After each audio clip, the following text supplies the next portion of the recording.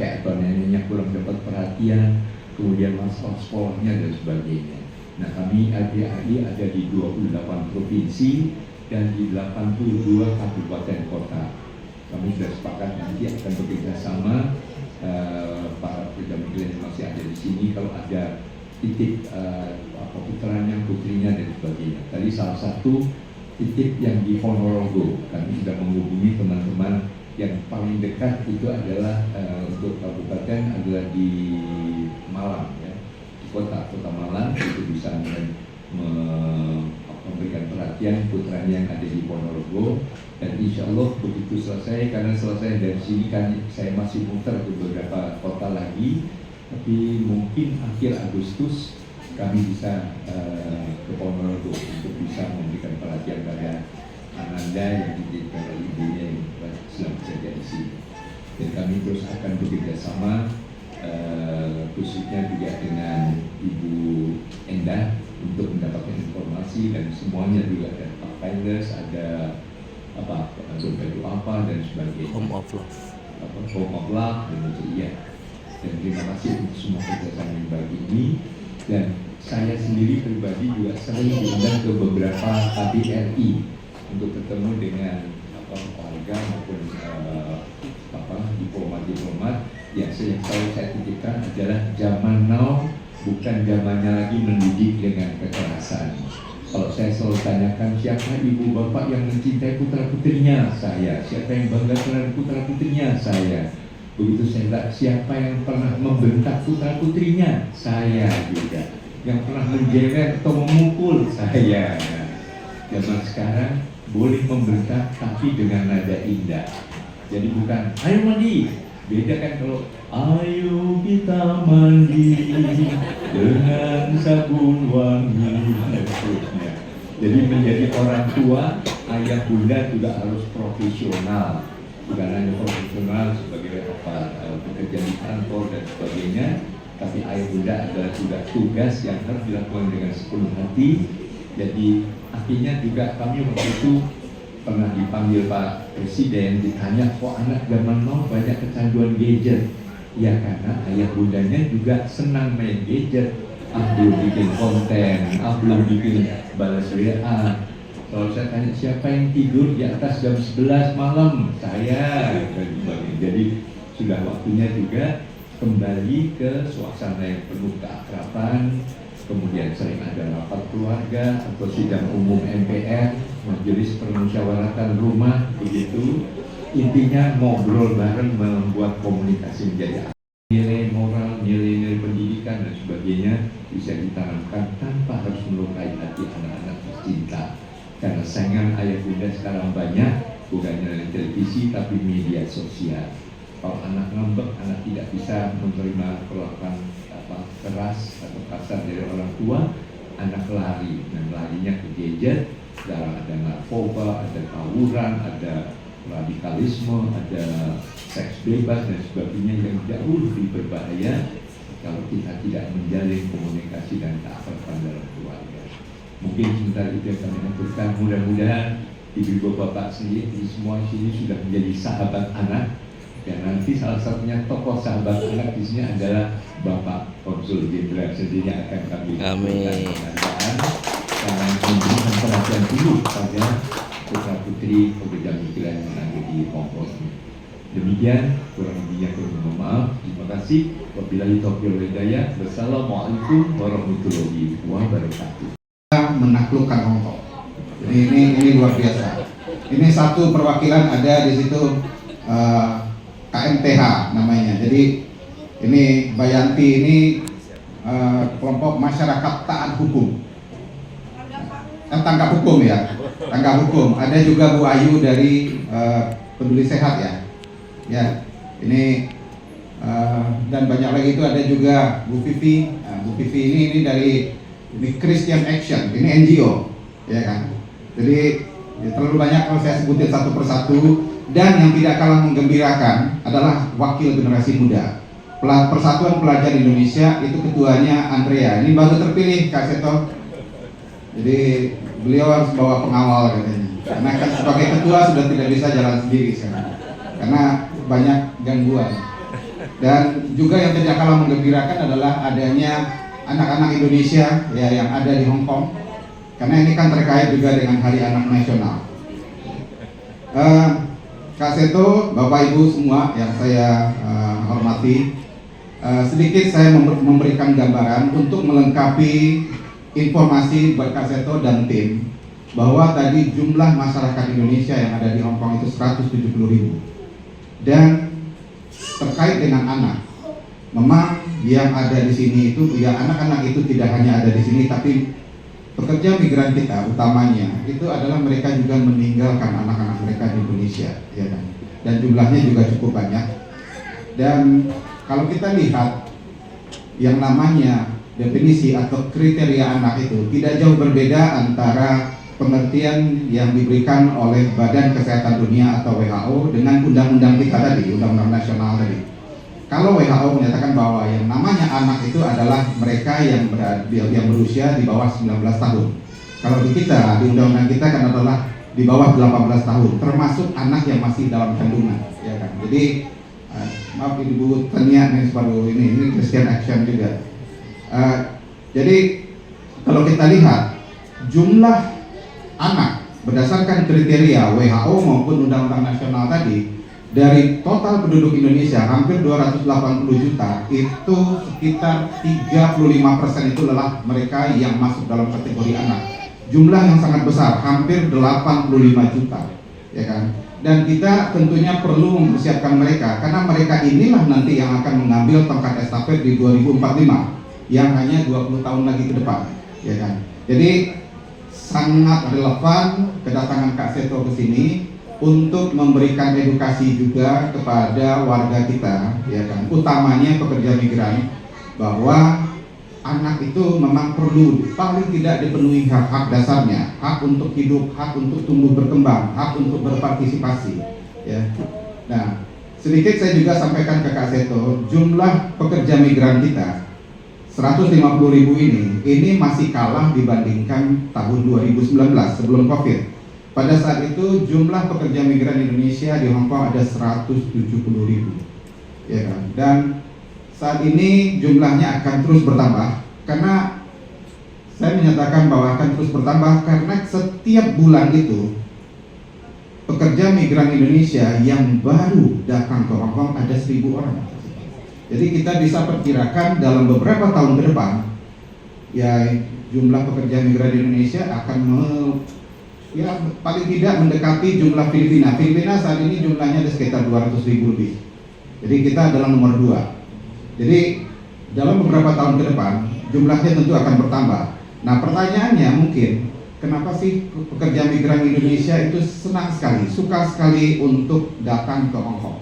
Pertama tentunya adalah, ya itu jelas mereka ingin mencari penghidupan lebih baik, ya.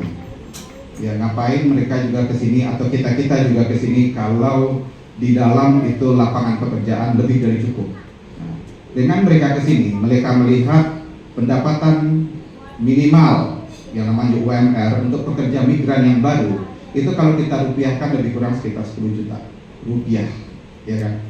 Dan itu yang faktor pertama. Yang kedua adalah adanya kepastian hukum. Jadi hukum mengenai tenaga kerja asing, utamanya pekerja domestik itu sangat bagus Hong Kong. Mungkin salah satu yang terbaik di dunia.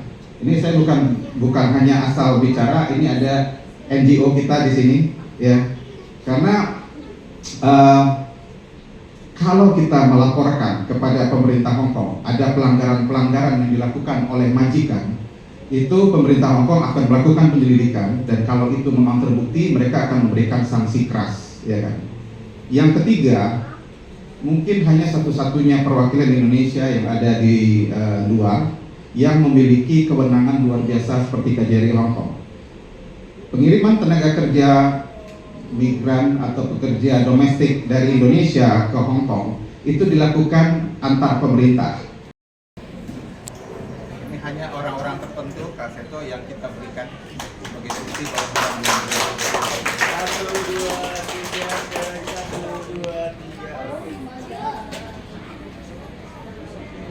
ya. Ayo, silakan. menyelenggarakan acara ini. Adik kakak yang luar biasa. Pertanyaan saya gini Kak Seto, seperti yang Kak Yul bilang, kita ada 150 pekerja migran Indonesia yang 90% adalah wanita dan mungkin setengahnya adalah ibu, gitu ya. Nah, Kak Seto, bagaimana caranya, apa yang kita bisa share kepada teman-teman, bagaimana caranya untuk parenting dari distance?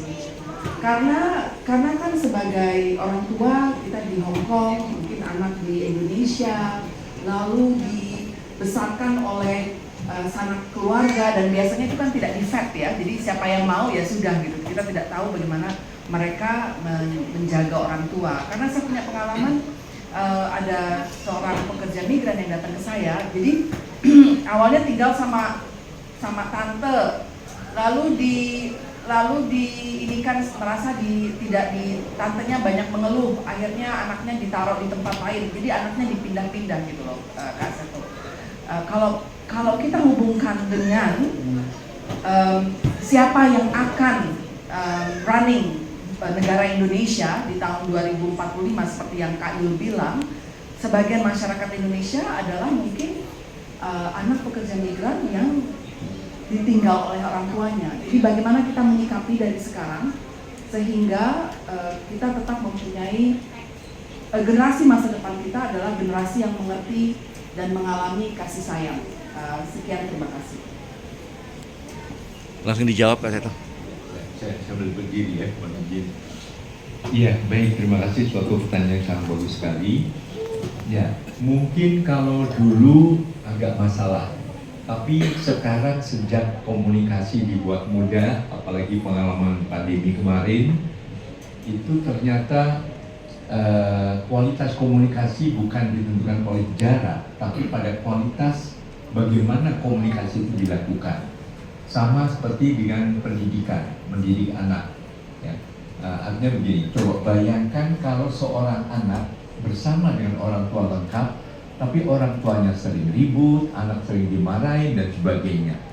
Artinya anak sering yang terjadi, bahasa Perancisnya minggat begitu. Artinya bisa keluar rumah atau tidak keluar rumah tapi keluar lari ke gadget, akhirnya terpapar berbagai pengaruh-pengaruh negatif tadi. Pendidikan juga begitu. Kami misalnya membuktikan sejak tahun 2007 dengan adanya Undang-Undang Sistem Pendidikan Nasional, Undang-Undang Nomor 20 tahun 2003, bahwa pendidikan itu bisa jalur formal, bisa jalur non formal, bisa informal. Nah, ternyata membuktikan banyak yang kami selenggarakan sebelum ada pandemi itu juga belajar jarak jauh. Artinya yang kemudian populer dengan homeschooling. Tetapi itu bagian dari schooling yang homey sebetulnya, sekolah yang penuh dengan suasana rumah yang akrab, penuh persaudaraan, persahabatan dan sebagainya. Kami membuktikan dengan selama ini alumni 3.000 alumni yang kami bangun itu yang misalnya yang belajar jarak jauh di Cilacap itu lulus SMA akhirnya bisa diterima di Harvard dan beberapa di Cambridge dan sebagainya.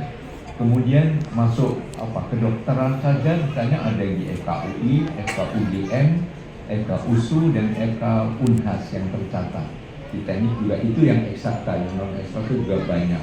Kemudian tapi yang jadi juara motocross internasional ada, juara golf internasional ada, kemudian juga anak artis seperti Nikita Willy, Citra Scholastika, saya lupa artis yang sekarang ini, berbagai itu juga alumni dari homeschooling tadi. Selamat sore menjelang malam. Terima kasih atas kesempatannya. Saya Yanti dari KMTH, Komunitas Masyarakat Tanggap Hukum. Di kesempatan sore hari ini, saya ingin menanyakan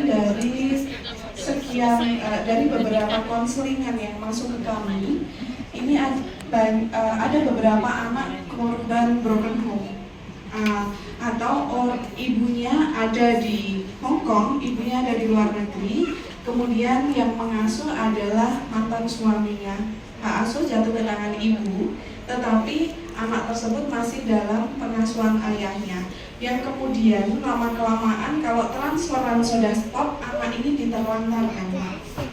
Nah, yang ingin saya tanyakan, bagaimana kami bisa membantu ibu tersebut untuk menangani kasus anak yang sudah tidak diurus oleh ayahnya, walaupun itu ayah kandung, tetapi karena transferan dari ibu di stop dan dia sudah tidak mau mengurus anaknya, apakah nanti kami bisa menghubungi RPAI untuk meminta bantuan atau meminta perlindungan untuk anak tersebut, karena sebagian besar anak-anak mereka itu masih di bawah 10 tahun, Pak.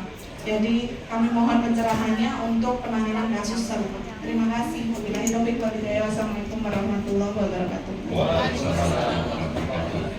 Iya, tadi pada waktu bincang-bincang tadi di pertemuan sebelumnya juga kami sudah membuka pintu lebar untuk kerjasama dengan KJRI maupun para organisasi-organisasi menangani kasus ini, bahwa kami punya cabang di 28 provinsi dan di 82 kabupaten kota.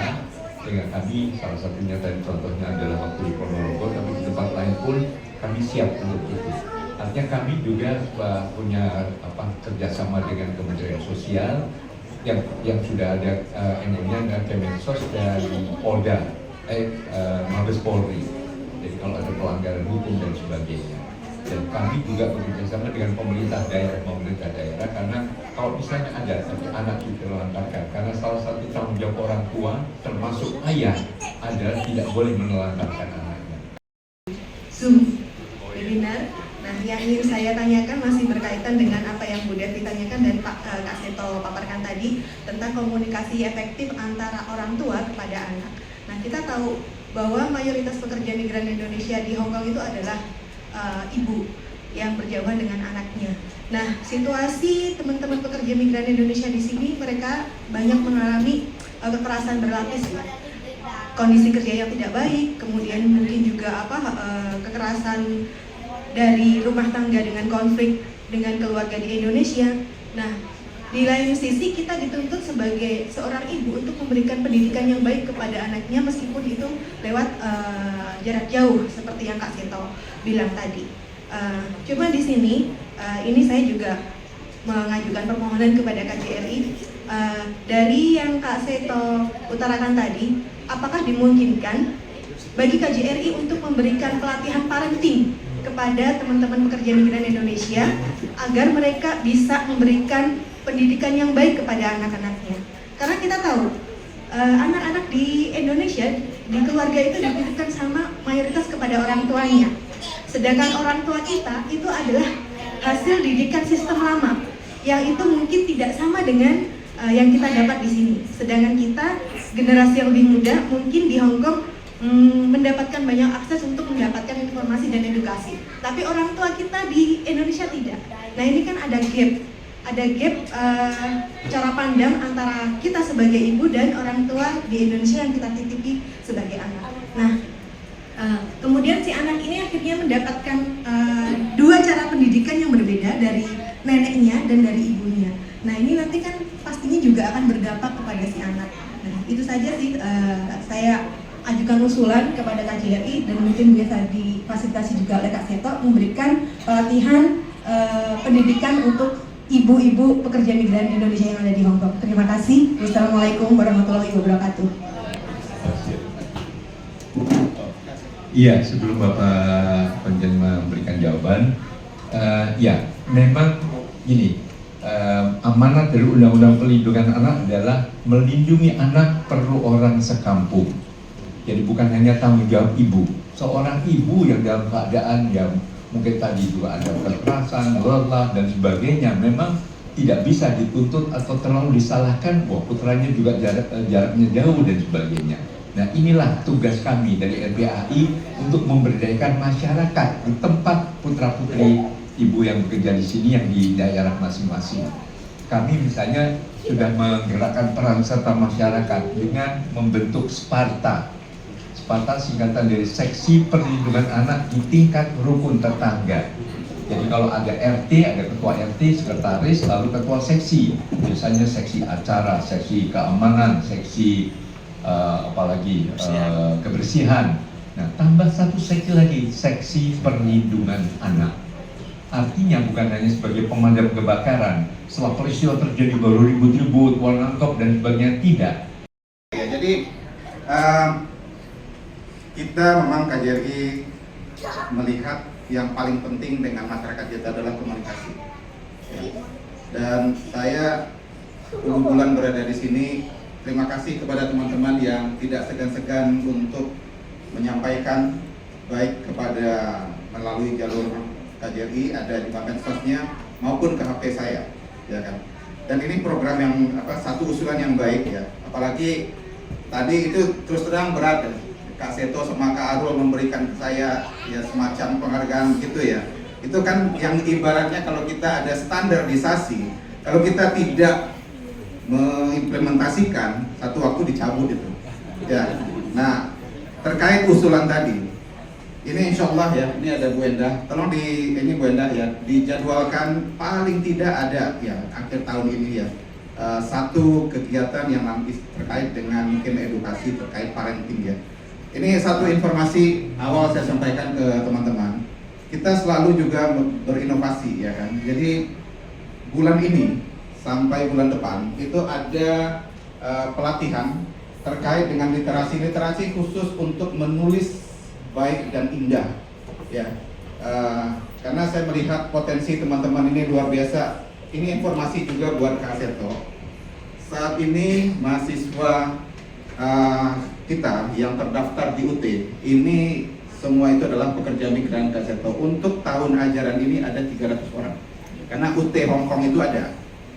Dan saya selama berada di sini itu telah mewakili universitas terbuka untuk mewisuda 32 pekerja migran kita, dan 6 orang dari mereka itu lulus cum laude, ya kan? Itu luar biasa. Ini Wahyu tahu ya, tahu persis. Ini salah satu nih, ya ini alumni nih, ya kan?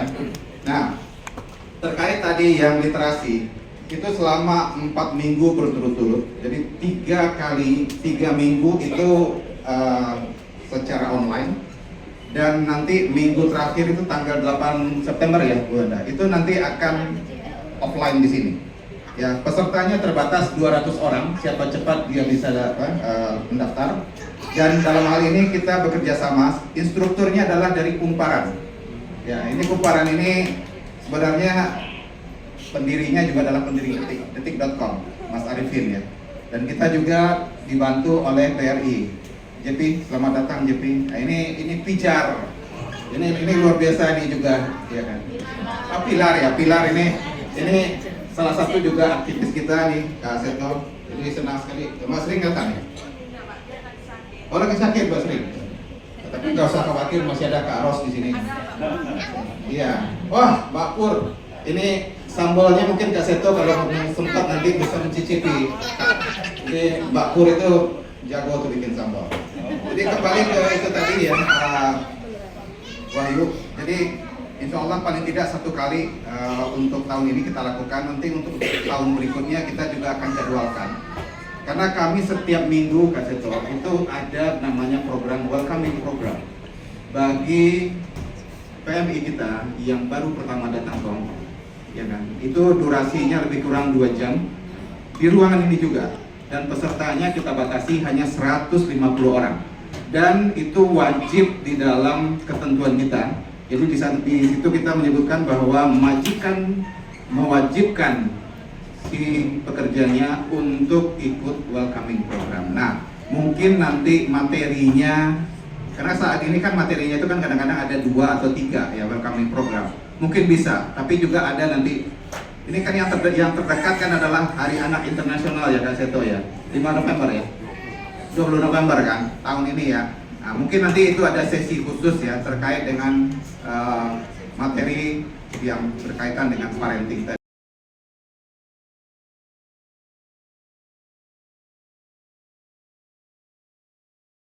Sosial, Kementerian Pemberdayaan Perempuan gimana dan sebagainya, bukan, tapi juga masyarakat. Ini yang jangan sampai dilupakan. Makanya kami dari tahun 2011 waktu itu mencanangkan suatu terobosan, yaitu membangun perlindungan anak.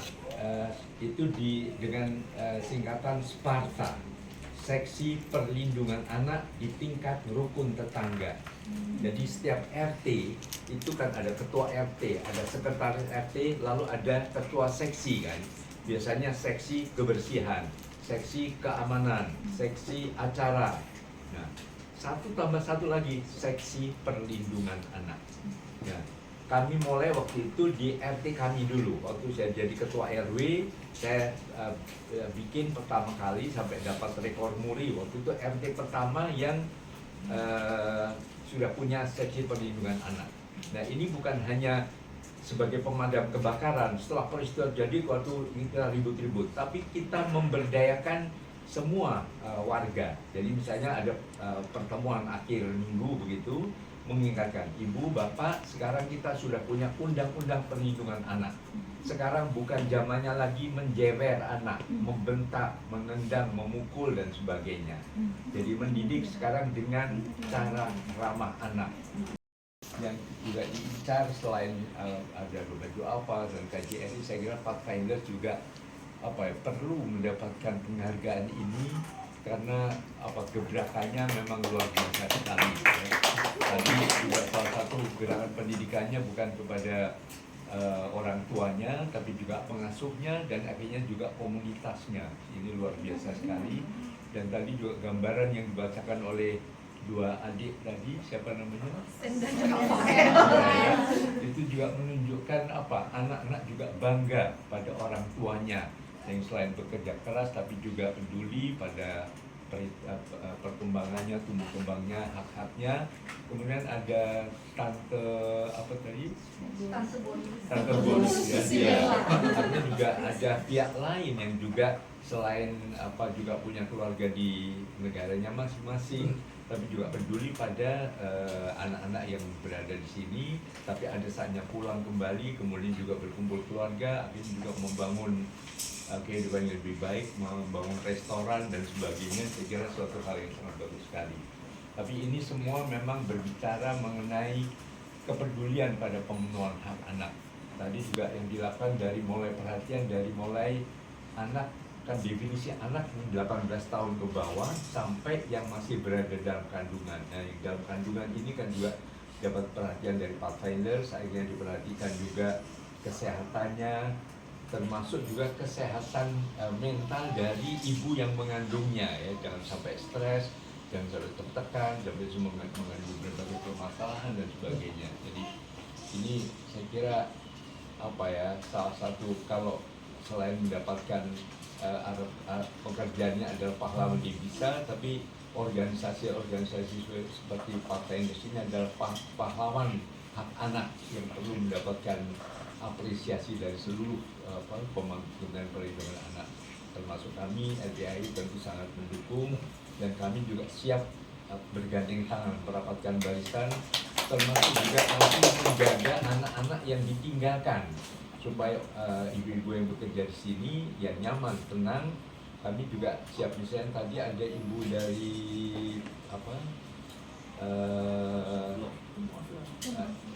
artinya ibu dari Ponorogo tadi, kami sudah siap akan segera kontak teman-teman di Jawa Timur. Mungkin yang dekat itu ada LPAI Malang ya, yang Ponorogo belum ada, tapi kami minta untuk kontak juga dengan keluarganya. Dan insya Allah begitu saya pulang, memang tidak langsung ini, karena masih harus ke beberapa kota lagi, tapi paling tidak akhir Agustus pada saat sudah stabil Jakarta lagi, kami juga ingin datang ke Ponorogo menemui salah satu keluarga tadi. Nah, mungkin dan secara khusus untuk semua pekerja migran yang juga ibu. My extra special aunt, Tante bonusku yang istimewa. My family is very lucky.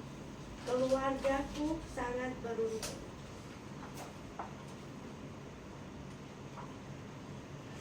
I have two loving and hardworking parents.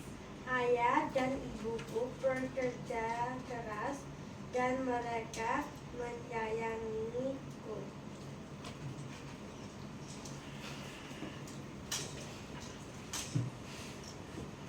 A waggy dog that always wants to play.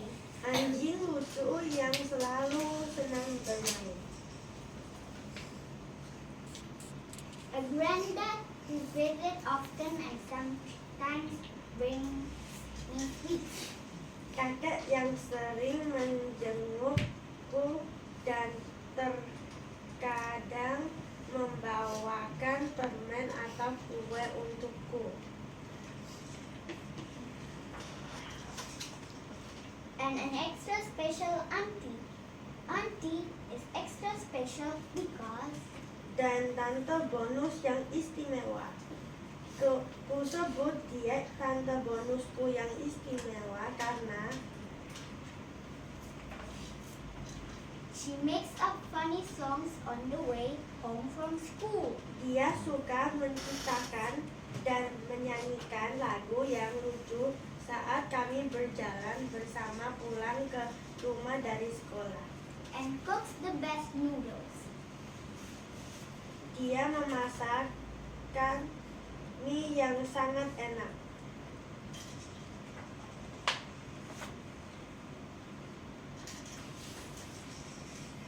Kindly helps me with my math homework when it's difficult. Selalu dengan senang hati membantuku jika PR matematika ku sulit. And tells me amazing fairy tales from her country when my parents can make it home for bedtime.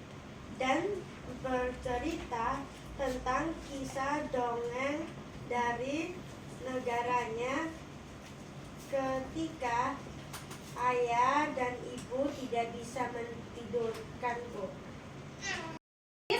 Untuk membantu anak-anak yang lahir dan dari ibu migran dan memastikan mereka mendapat pola asuh yang baik selama tahun-tahun paling kritis dalam perkembangan anak usia dini. Kami memberdayakan perempuan migran untuk membuat keputusan hidup yang mencegah krisis di masa depan. Keputusan hidup yang tepat yang mencegah krisis di masa depan. Dan kami menyediakan informasi dan saran kepada para pemberi kerja untuk memungkinkan para pekerja migran perempuan yang hamil menikmati hak cuti hamil dan keamanan kerja mereka. Kami melibatkan masyarakat umum untuk meningkatkan pemahaman, penerimaan, dan dukungan bagi anak-anak yang lahir dari para pekerja migran dan menginspirasi perubahan sistematik dan memastikan adanya kebijakan dan solusi untuk melindungi para pekerja migran yang hamil dan anak-anak mereka. Jadi ada hukum maternitas yang melindungi pekerja migran saat mengalami kehamilan, gitu Kak Seto. Dan untuk itu saya akan mengundang rekan saya yang berasal dari tim pencegahan, tim intervensi krisis, sorry, Kak Gina. Hai Kak untuk Gina. menjelaskan tentang layanan intervensi krisis. Silakan Kak Gina. Ya, oke. Ya. Halo Kak Seto, Billy dan juga Hello, hello. Ya, saya Nice to meet you. di Pathfinders. Jadi tim kami ingin memastikan bahwa yang klien-klien kami yang sedang hamil itu rutin menjalani pemeriksaan kandungan, dan setelah anaknya lahir kami juga akan memastikan bahwa anak itu mendapatkan akte lahir di Hong Kong. Dan setelah itu kami di Hong Kong ini ada peraturan akte lahir harus dibuatkan dalam 42 hari semenjak anak itu lahir. Dan kami juga dalam 1 bulan pertama itu kami juga memastikan bahwa anak mendapatkan imunisasi. Nah, itu juga diharuskan sama pemerintah juga. Dan selain itu kami juga berkolaborasi juga dengan konsulat, di mana kita membantu klien untuk mendapatkan dokumentasi seperti petikan akta lahir dan juga paspor atau SPLP gitu. Ya. Dan selain layanan manajemen kasus, kami juga ada layanan seperti kayak perkembangan anak melalui workshop, dan juga kita juga ada integrasi dengan negara asal. Jadi kalau misalkan ada yang ingin pulang ke Indonesia, kami juga ada kolaborasi dengan lembaga swadaya masyarakat yang di Indonesia. Dan juga kami ada memiliki layanan kesehatan yang dipimpin oleh suster kami yang terdaftar di Hong Kong. Dan juga kami ada melakukan rujukan kepada EcoJust. Dan EcoJust ini adalah salah satu partner kami yang emang spesialis di bidang hukum. Wabarakatuh. Salam Waalaikumsalam. sejahtera bagi kita semua. Shalom, Om Swastiastu, Namo Buddhaya, dan salam kebajikan. Ya, selamat siang buat kita baik yang hadir di ruangan ini maupun di Zoom. Teman-teman di Zoom, halo. Meskipun ketemu lewat online saja ya dengan Kak Seto, tapi teman-teman harap tetap semangat. Ya.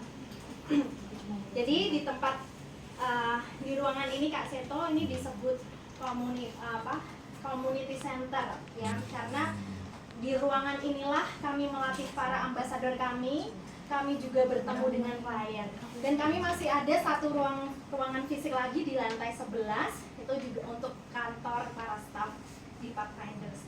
Terus kita masih ada lagi ruangan di Wings di Shongwan ya, gedungnya di Shongwan. Lalu teman-teman, kita sangat bersyukur karena hari ini kita kedatangan tamu spesial. Siapa sih yang tidak kenal Kak Seto ya? Hore. Ya, selamat datang kepada Profesor Dr. Seto Mulyadi, MSI Psikolog. Saya sampai catat takut salah nih. Ketua Umum LPAI, Lembaga Perlindungan Anak Indonesia, bersama dengan timnya. Lambaikan tangan dulu dong timnya Kak Seto. Hai. Sarange. Ya. Juga hadir di tengah-tengah kita Konsul Pensosbud KJRI Hong Kong, Ibu Endah Yuli Rahmawati. Terima kasih Ibu. Hai Bu Endah. Ketemu lagi. Ya, selamat datang juga untuk ada KM dari perwakilan dari KMTH ya. Perwakilan dari KMTH, para ambasador Pathfinders, dan juga beberapa klien yang hadir. Terima kasih telah menyempatkan waktunya untuk hadir bersama-sama dengan kita di sini, teman-teman. Baik yang hadir secara fisik maupun yang online, yang sambil kerja, jangan patah semangat. Ya, teman-teman, acara hari ini bertopik bincang-bincang bersama Kak Seto. Jadi sebelum Kak Seto nanti memberikan waktu khusus untuk berbincang lebih lanjut ya, kita akan awali dengan perkenalan dari tim Pathfinders, lalu pilar yang ada di Pathfinders, supaya Kak Seto juga semakin kenal dengan kita ya Kak. Jadi nanti akan ada pemutaran video dari CEO Pathfinders yang kebetulan hari ini tidak bisa hadir secara fisik, CEO kami, Catherine. Lalu akan ada pembacaan buku dari kedua anak-anak Indonesia yang ada di Pathfinders. Lalu kita akan Sahabatku, hai.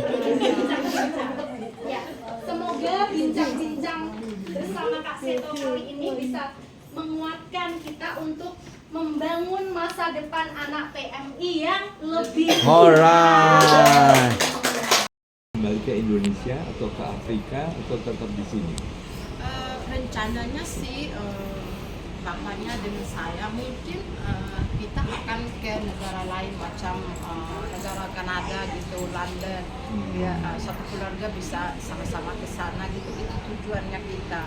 Kalau memang kita nggak bisa tinggal di Hong Kong, tujuan satu-satu negara yang kami berdua pilih ke Kanada. Kanada ya. Jadi menetap di sana. Ya, Ibu nggak ingin kembali ke tanah air? Mau sih, mau. Tapi tunggu anak gede dulu gitu. Oh gitu ya? Iya. Kenapa? Kalau di ke tanah air apa mungkin kurang diterima? Sekarang sih secara jujur kalau aku bawa pulang mereka sekarang, aku kan punggung keluarga dari orang tua.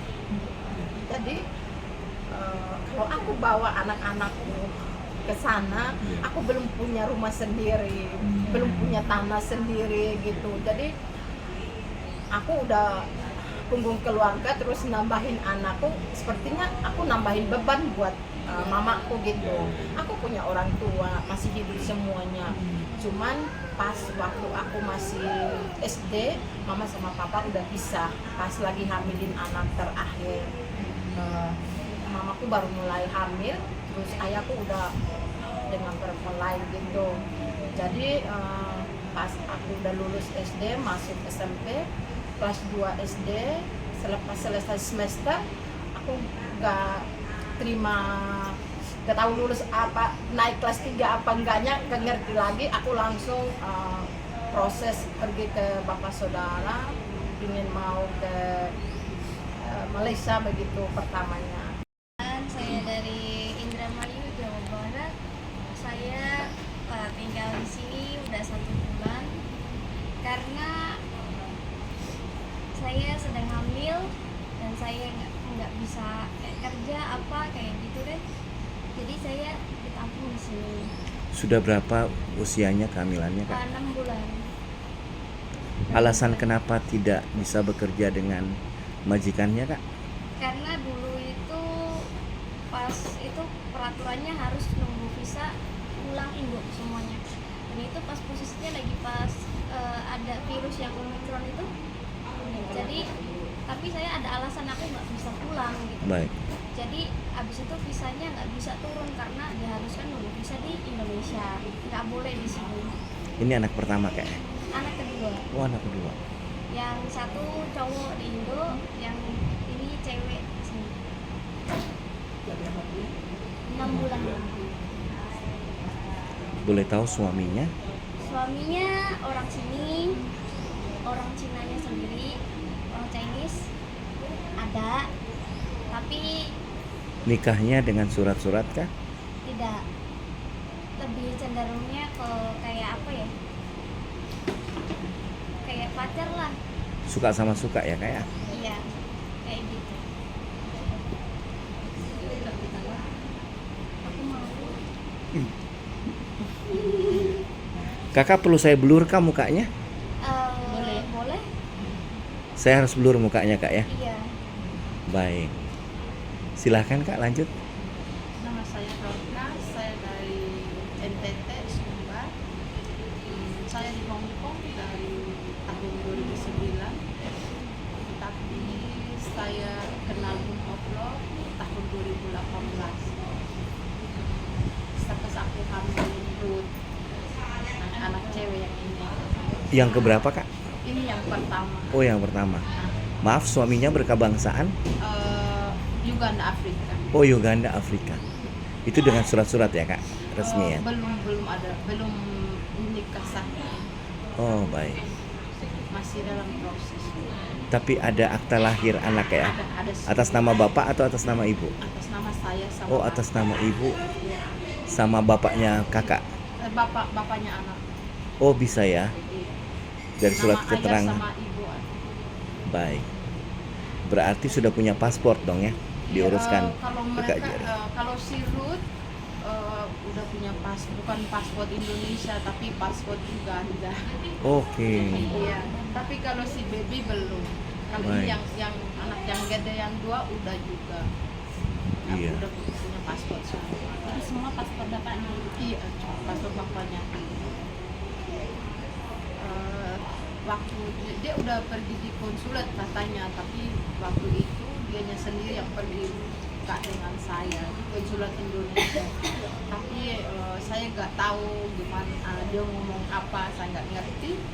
Jadi yang ada cuma paspor Afrika. Tapi awalnya memang itu berkenalan dengan cinta ya, Kak ya? Iya. Pada saat kerja. Tertarik Kak Seto awalnya dengan ini ya, dengan Arm of Love itu seperti apa, Kak? Apakah ditunjukkan sama orang lain kah atau? Ditunjukkan sama bapaknya. Oh, memang diantar Dia gitu ya. yang hantar saya di sini. Jadi ada itikat Karena saya baik gitu ya. Katolik, iya. Baik. Tapi sih bukan hanya orang yang agama Katolik yang dia kenal. Iya, contohnya kan. Iya, tapi beda-beda. Ada banyak ada orang Pakistan, India, Bangladesh, Sri Lanka, Filipina, ada banyak sih orang Afrika sendiri juga ada banyak. Apa saja yang ditanggung, Kak? Yang Dari ditanggung. awal itu adalah Kalau untuk saya sendiri yang mereka tanggung upload itu bukan hanya soal makanan toh, tapi mereka nanggung semua sabun, pakaian, handuk gitu ya. Bahkan minuman jus, susu begitu ya. Oke. Pokoknya komplit begitu. Sampai proses kelahiran di rumah sakit Kak ya.